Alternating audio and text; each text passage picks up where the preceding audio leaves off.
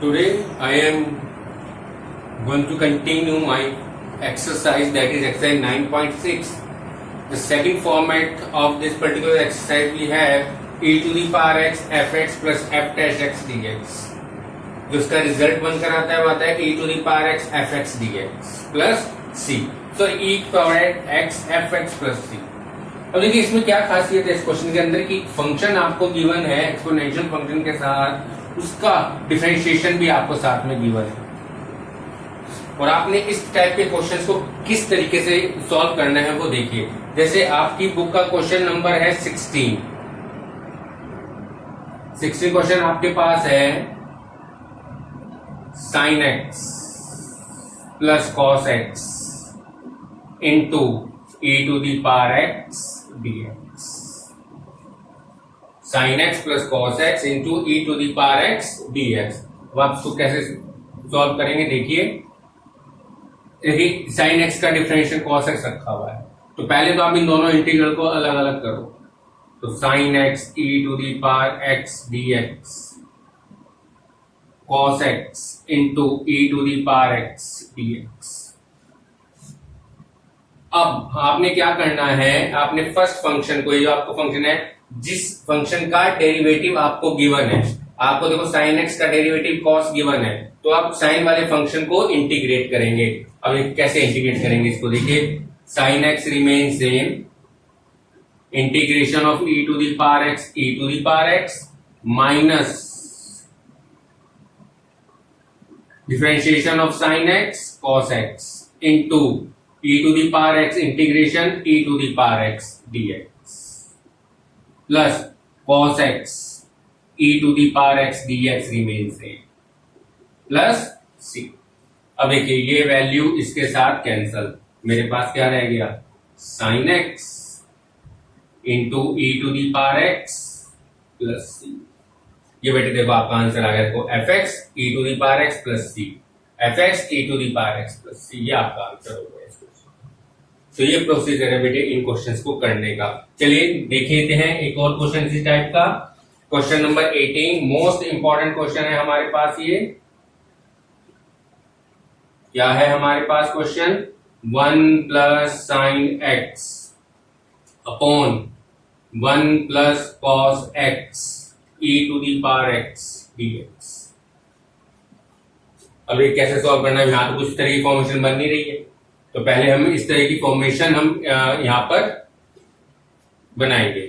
कैसे देखिए, 1 plus sine x it can be written as 1 plus 2 sine x by 2 cos x by 2 upon 1 plus cos x can be written as 2 cos square x by 2 e to the power x dx. अब आपने क्या किया, दोनों अलग कर लिए, ये दोनों क्या लिख लिया, 2 cos square x by 2 plus 2 sine x by 2 cos x by 2 upon cos square x by 2 with 2 e to the power x dx। Cancel, 2 से 2 कैंसल। देखिए बेटे आपके पास क्या रह गया, आपके पास रहा half sec square x by 2 plus 10x by 2 e to the power x dx। क्या बनकर आया, अब अलग अलग करिए दोनों इंटीग्रेशन, तो आपके पास बनकर आएगा half sec square x by 2 e to the power x d x plus 10x by 2 into e to the power x d x. अब देखिए बेटे, half sec square x by 2 का डिफरेंशिएशन कभी भी 10x बाई 2 नहीं होता, तो इसलिए हम इसको तो इंटीग्रेट नहीं करेंगे, लेकिन 10x बाई 2 का integration half sec square x by 2 होता है, तो इसका मतलब इस फंक्शन को आपने इंटीग्रेट करना है, ये रिमेन सेम रहेगा। चलिए, half sec square x by 2 e to the power x dx.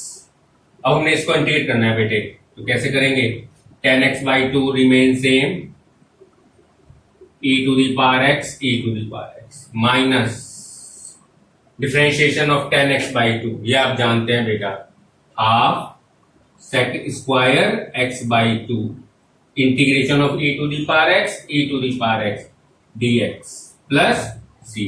अब देखिए ये टर्म इस टर्म से कैंसिल, क्या रह गया आपके पास, 10x/2 into e to the power x plus c। This is the solution of the question. तो ये प्रोसीजर है बेटा इन क्वेश्चंस को करने का, कि आपको जब एक फंक्शन और उसका डिफरेंशिएशन गिवन हो और साथ में कोई एक्सपोनेंशियल फंक्शन आपको गिवन हो, तो उस क्वेश्चन को आप इस तरीके से सॉल्व करेंगे। स्क्रीनशॉट ले सकते हैं बेटे आप इसका।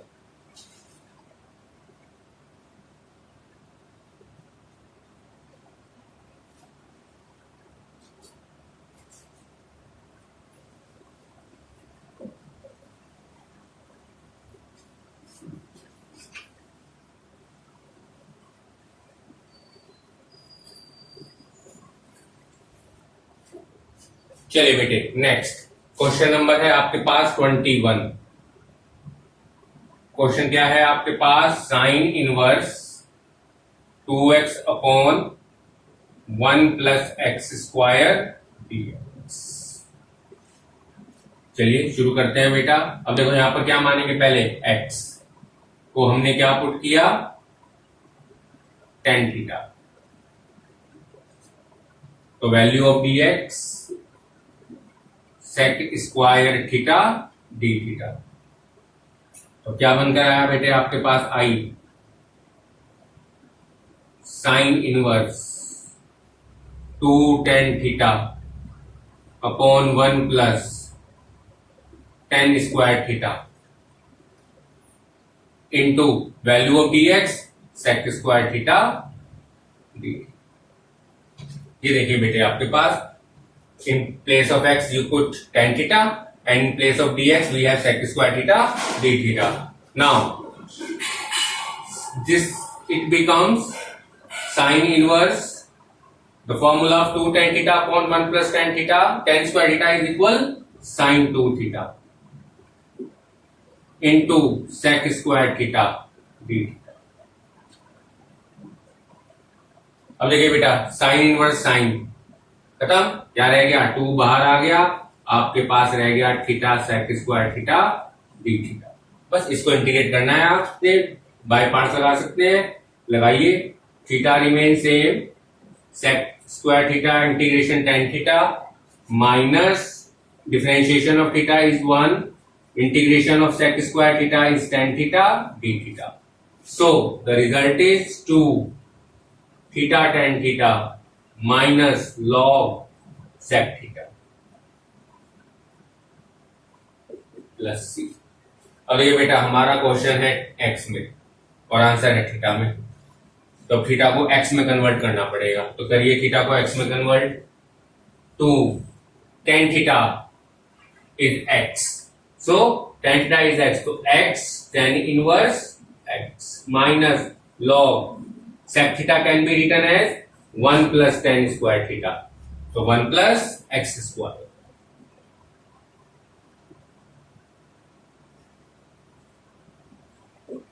Plus. So this is the result of the question. तो ये है बच्चों आपका बाय पार्ट्स इंटीग्रेशन। अब हम एक टॉपिक शुरू करने जा रहे हैं आपके लिए, पार्शियल फ्रैक्शन। क्या शुरू कर रहे हैं हम, पार्शियल फ्रैक्शन बेटे।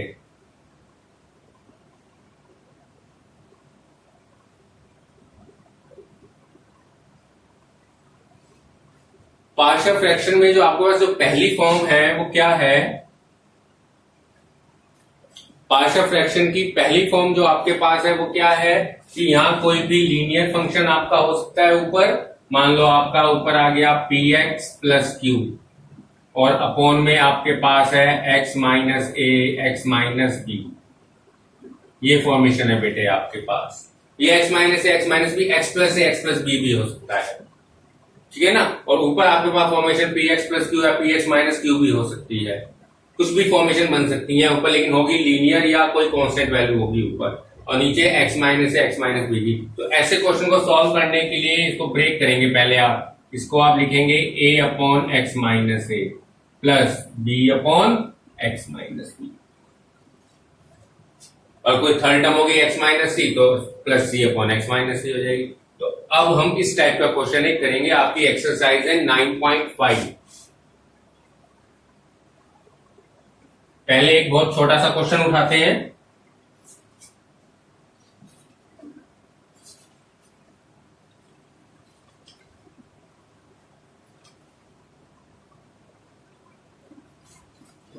चलिए, हमने पहला ही क्वेश्चन उठाया आपकी बुक का। आपको क्या गिवन है? x upon x plus 1 x plus 2, ये आपको गिवन है बेटा। x upon x plus 1 x plus 2। अब देखिए, जैसे मैंने कहा, देखो ये फॉर्मेशन, देखो ये फॉर्मेशन आ गई सेम। लीनियर फंक्शन अपॉन में x plus 1 x plus 2, so it can be written as according to this rule a upon x plus 1 b upon x plus 2,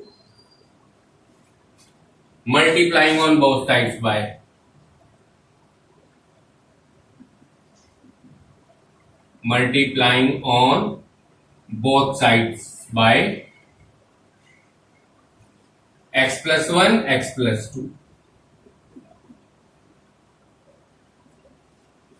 जो है डिनोमिनेटर में है लेफ्ट हैंड साइड में, उस term से दोनों तरफ आपने क्या कर दिया? Multiply. So it becomes x is equal a into x plus 1, sorry, a into x plus 2 b into x plus 1। अब क्या किया? x के कोफिशिएंट तो अलग कर लिए, तो कोफिशिएंट ऑफ x क्या बना? a प्लस बी एक्स, और कांस्टेंट टर्म क्या बनी? 2a plus b. ये x कॉमन ले लिया तो बनकर आया a प्लस बी, और constant term 2a plus b, ये हमारे पास आ गया, ये x है। अब आपने इक्वेट किया, equating the coefficient of x, equating the coefficient of x and constants. तो हर क्वेश्चन करने का यही प्रोसीजर होगा जब इस टाइप की फॉर्मेशन होगी आपके पास। अब आपने कंपेयर किया, देखिए बेटे, x का कोफिशिएंट यहां क्या है? a प्लस बी, और यहां क्या है? 1। Coefficient of x is 1, coefficient of x is a plus b, and coefficient of constant यानी 2a प्लस बी, और लेफ्ट हैंड साइड में आपका कांस्टेंट कोई वैल्यू है नहीं, तो ये 0। अब अगर आप इन दोनों इक्वेशन को सॉल्व करते हैं, दो इक्वेशन को सॉल्व करना बेटे आप लोग जानते हैं कैसे करते हैं। तो सॉल्विंग 1 एंड 2 वी हैव, अब देखो यहां से मेरे पास a और b की वैल्यू आ जाएगी। a की वैल्यू क्या आई या b की वैल्यू क्या आई? चलिए, b से b कैंसिल हो गया, तो 2a a हो गया, a में माइनस 2a 1, तो a की वैल्यू बेटा आ गई आपके पास -1/2। जब a की वैल्यू -1/2 आ गई तो b की वैल्यू आपके पास आ जाएगी 3/2। आप निकाल कर देख लीजिएगा, फाइंड आउट कर लीजिएगा। a की वैल्यू -1/2 और b की वैल्यू 3/2, इस तरीके से ये वैल्यू आएगी बेटा।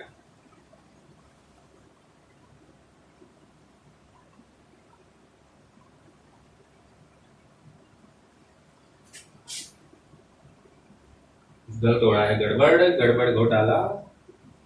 देखना जरा, b से b कैंसल, 2a से a सॉरी a इक्वल -1 आएगा बेटा, sorry. Value of a is -1 and value of b is 2, ये रिजल्ट आएगा। a और b आपकी दोनों वैल्यू आ गई। अब आपने क्या करना है? यहां पुट करना है, therefore x upon x plus 1 x plus 2 is equal -1 upon x plus 1, और value of b is 2 upon x plus. देखिए यहां आपने पुट कर दिया इसको।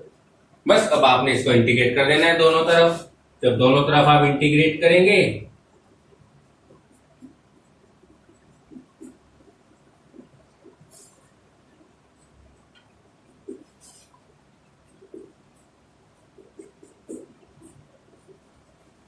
तो आपका आंसर आपके सामने होगा बेटा। बस इंटीग्रेट कर दो जो भी आ रहा है इसका answer. Minus log x plus 1 plus log 2 upon x plus 2, sorry बेटे